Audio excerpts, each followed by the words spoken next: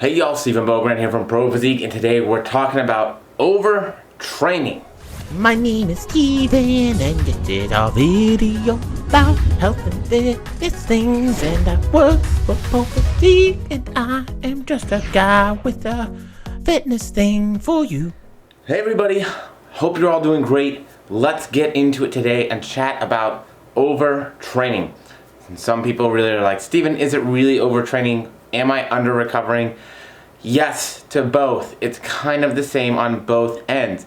And that's why it's important to talk about. Because whether we want to get into, are we doing too much or are we not recovering enough? It is very important to understand a few key concepts here and how overtraining, under recovery, however we want to coin that term, affects us and what we can do about it. So the first thing that we want to understand in terms of what does overtraining look like or why is overtraining a thing is understanding about something we call maximal recoverable volume, or MRV. This is the most volume, most amount of exercise, most amount of reps that we can do and still recover from, still make progress. And if we are surpassing this MRV, this maximal recoverable volume, well, guess what? We can no longer recover adequately from that exercise. This is where we get into the overtraining, under recovery, whatever we might want to call it. That MRV is going to change. It's going to change based on how long you've been training. So for somebody who's been training 10 years regularly, it's probably going to be a little bit higher than somebody who just started training 10 weeks ago. And so along with that, your lifestyle factors are also going to affect how much you can recover from. Things like drinking are going to make an impact. If you're a heavy drinker and going out drinking hard on the weekends, guess what? You're not going to be able to recover as well. And I would say that has other considerations, of course, but let's pass on by that. We're just going to drive by that real quick. Your sleep quality. Your sleep quality not only can be something that shows us that we're going past it too much, but it can be something that impacts how much we can recover. Healthy sleep, getting enough sleep, and quality sleep are huge factors in terms of us recovering well from workouts and building muscle. This is when growth hormone release happens and some other things that help with cortisol suppression as well. And so that helps us to recover well. Stress levels being really high. Guess what? Working out is in fact physiological stress.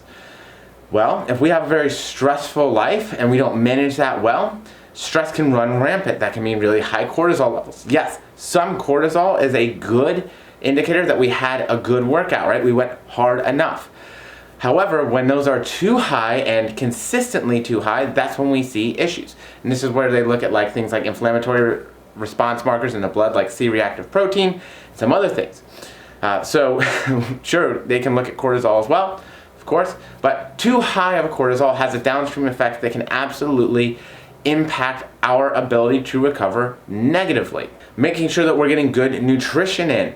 Yup, also another big portion of our recovery. If we're not getting enough protein in, guess what? We don't have the building blocks to make the building that is a more muscular physique or a more athletic physique in terms of repairing and improving performance as well. Along with that, all of your micronutrient intake, that means foods that are going to be more vegetables, fruits, less processed food sources, nutrient-dense options.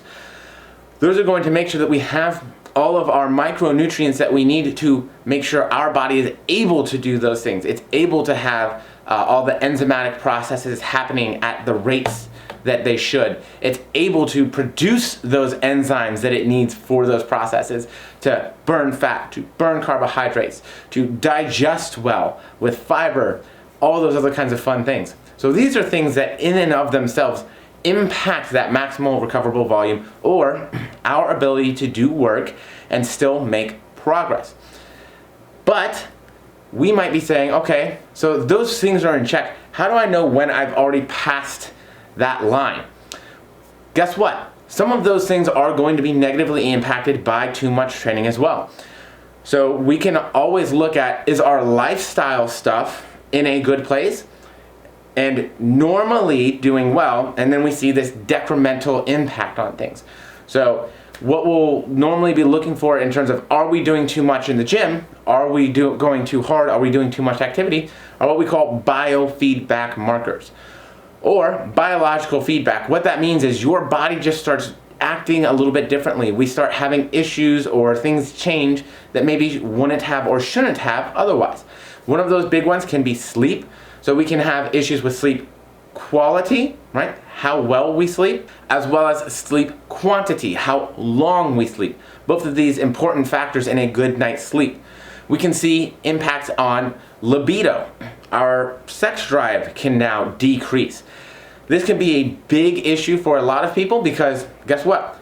For most people, that is a part of our stress management and it can be a part of our healthy relationships as well.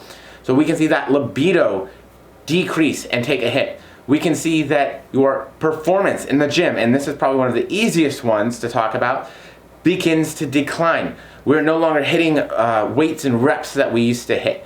We're no longer able to really push the pace. We're no longer able to keep up with the things that we have done. And in fact, doing less is as hard, if not harder, than what we used to be doing. That performance decrement is now there.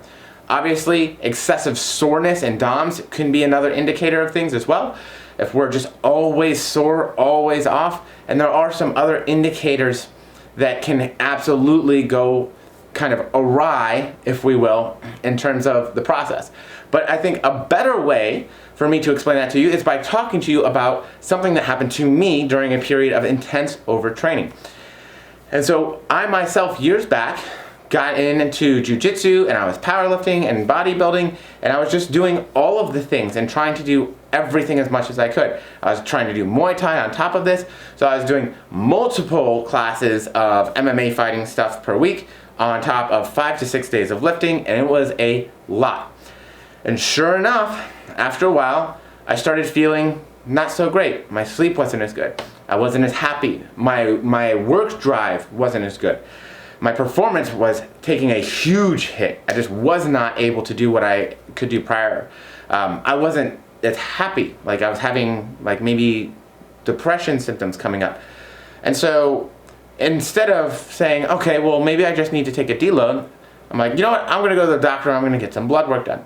And I came back and my total testosterone was significantly low. We're talking like 230, 300 being the low end for men in my age range. So I ended up talking to the doctor and we said, we're gonna give it some time, we're gonna make some lifestyle changes, and we're gonna come back and retest.